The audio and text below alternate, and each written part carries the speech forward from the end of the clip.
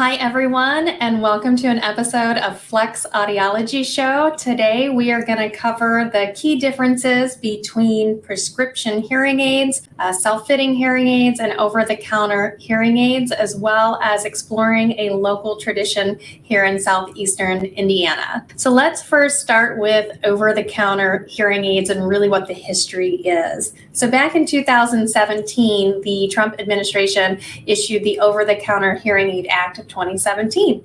And if you've ever looked online or in a big box retailer, there are literally thousands and thousands of options of over-the-counter hearing aid devices. They've been marketed that way. They were officially supposed to be called personal sound amplifiers for people with normal hearing, but the big push was really to get some hearing enhancement out there. There's no regulation of that entire industry, so you have no idea what they're going to sound like, the quality, if they're doing additional damage, if they're even going to work for you, and it's just kind of been all over the board. So this was really designed to put in safety parameters for consumers, as well as to create innovation within the industry.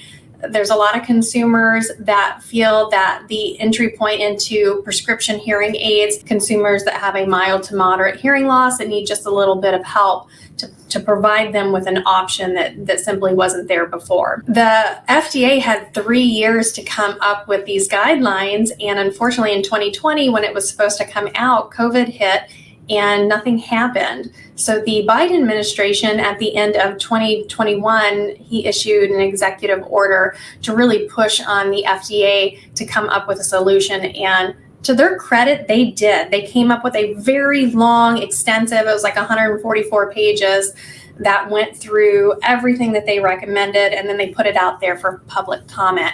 And so as of this video, they've received the public feedback, whether that was from consumers, providers, manufacturers, and they're taking all of that into consideration. During the same time, there were a couple companies that have released what they are calling their self-fitting hearing aids, and they have FDA approval for it.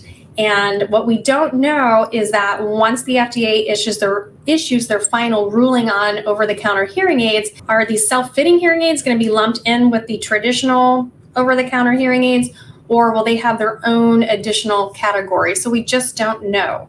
So I really want to talk about both of those and what that means for you as the consumer. So for the OTC, that was just the traditional over-the-counter, you can go anywhere at this point. Walgreens, Walmart, Target, any big box, Best Buy, you can walk in there and they're going to have a plethora of solutions for you.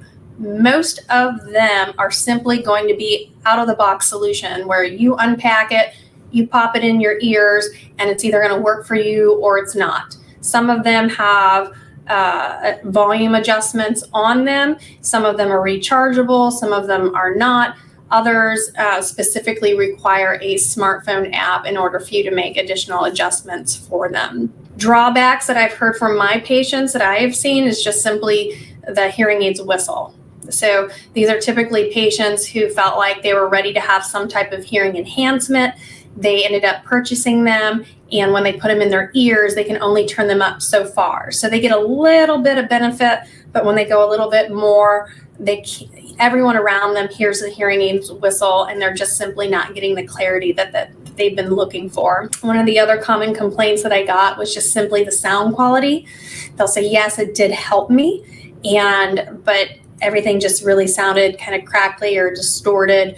And even just when I listen to them, you can really hear a lot of like shh type noise. So not the best quality, but it worked at that moment for that patient. To be super transparent, OTC hearing aids, I've seen them anywhere from $30. I've seen them up to $3,000. And just because they're $3,000 does not mean that they are better than that $30 one, because there are no regulations at this point. So they could have just the same amount of issues as any of the other ones, and you are significantly out of money in either case. Now, the self-fitting hearing aids, these take it a step further. One is going to be the Bose self-fitting hearing aid, and the other is by a company called Jabra. It's the Jabra Enhancement Pro. Very similar, but two different approaches. Bose system specifically is direct to consumer. So Their whole philosophy is that I'm going to ship it to you. We're not going to worry so much about the level of your hearing impairment. And they have an app, so you have to have a smartphone, and they'll just walk you through the steps. So the actual system, you'll take hearing tests. I hate to even classify it as a hearing test, more of like a screener utilizing their app with headphones, and then that will get loaded into your self-fitting hearing aid. Now, the Jabra Enhancement Pro, Jabra has taken the angle that they are going to be sold exclusively through hearing care professionals centers. So a place like Flex Audiology, we went through certification and training to be able to offer that product to our patients. But you have to come in, you do need a medical evaluation just to determine the level of your hearing loss. And if you qualify, then you can totally take the Jabra. And then from that, you have two options. You can go home and do everything yourself, as that's how it was intended to be, as a self-fitting device.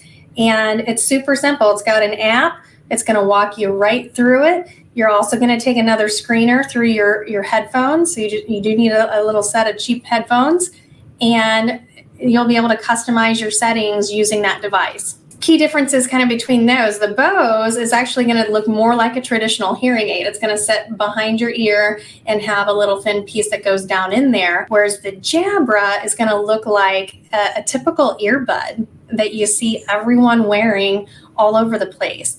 So they're for totally two different populations. The Jabra, for me, is going to be for my users that just aren't ready to have something in their ear that looks like a hearing aid, but they want the benefit. It's rechargeable, it's Bluetooth compatible, so it will stream sounds from your phones, whether it's music, podcasts, phone calls. It has a lot more flexibility than even the Bose system. The Bose system has no Bluetooth at this point, and it's also battery operated. Really just kind of depends on what you're looking for, and we are definitely here to sit down and talk with you about those different options and see what's going to work best for you. Beyond that, then you're going to be looking at your prescription hearing aids, and that's exactly what it sounds like. It's a prescription hearing aid where it is an FDA medical class device that we order for you.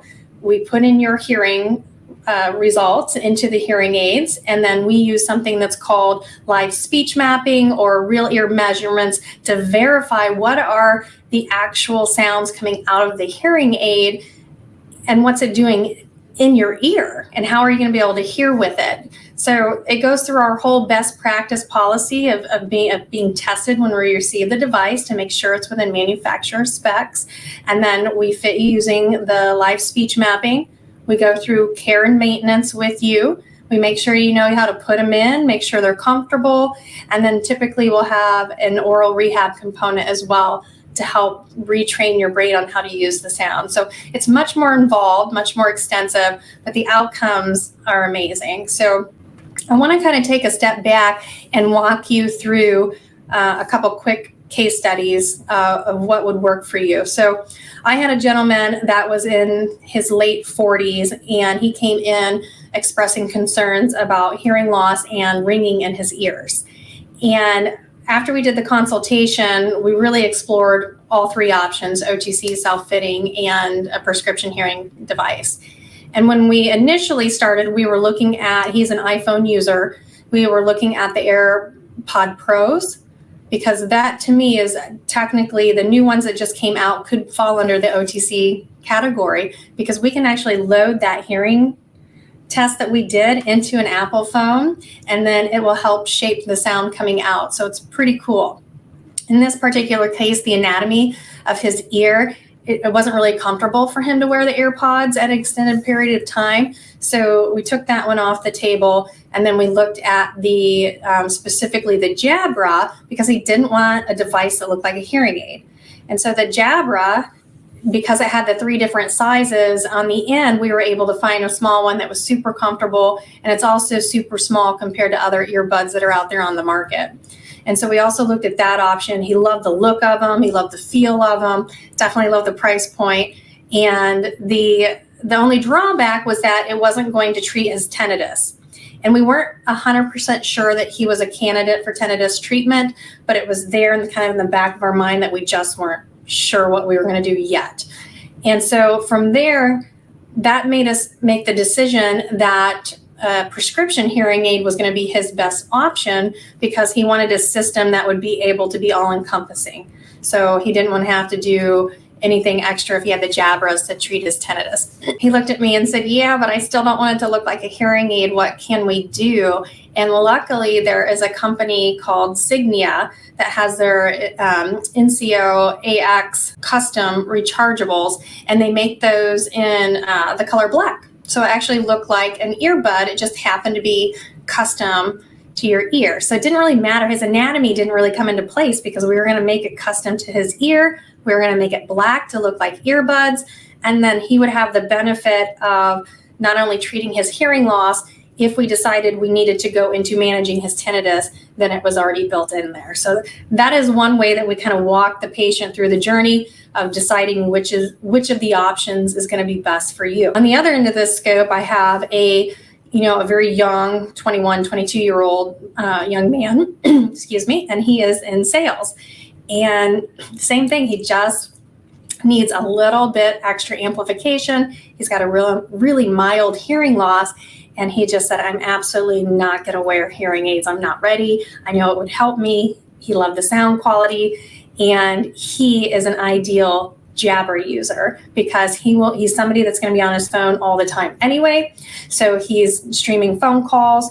If a consumer comes up to him as he's talking, he can always take one of them, he can leave them in, and then he can actually still communicate with the consumer, and they think that he's got his earbuds in for his phone. And so for him, it was just like this perfect marriage of technology together to where it could help treat his hearing loss and he could still feel like he wasn't wearing hearing aids with the benefit of it. So just some food for thought. There's definitely some options out there, and it'll be interesting to see over the next couple months how the FDA really breaks down each category. And so I may be doing an update at that time. I have something amazing for you. I have lived here for 6 years, and some of my patients have lived here for like 30 or 40 years, and they have never heard of the Southeastern Fried Chicken Trail. That's amazing. I have heard of bourbon trails. I've heard of wine tastings. I have never heard of a fried chicken trail. And the fact that it is in southeastern Indiana and it is just up the street from me blows my mind. I love fried chicken. So this is like a hidden gem. They're all open at different times, different days, so you definitely want to call. I'm gonna put a link down below the video, literally list them all out, and it has their current times and when they do fried chicken. There's two that's near us. One is in Guilford, which I haven't been to that one yet, but the one that I've been starting to go to consistently is the St. Leon Tavern, and it's about 10 minutes north of Lawrenceburg. It's still within Dearborn County.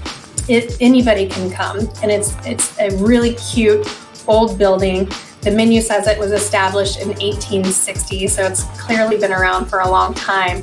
And I'm finding that most of these places are frying their chicken in lard, and that is why they're so crispy and they taste so good. But I would highly recommend just tasting them all as they're supposed to come, and then if you have preferences.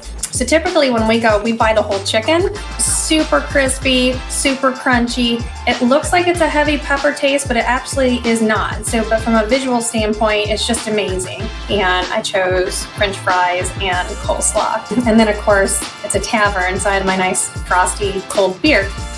So I think it just makes everything taste unbelievable. And their price point is just crazy. It's $8.99. So the value is unbelievable at this place. So I really encourage everyone to start checking out this tour because it's in our backyard, and who else has something like that near them. So hopefully you enjoyed this. I can't wait to hear if you check it out. Let me know where you go and what your favorite one was. And my plan is to try to hit all of them before the end of this year, which shouldn't be an issue too bad. So have a great day. Thanks, guys.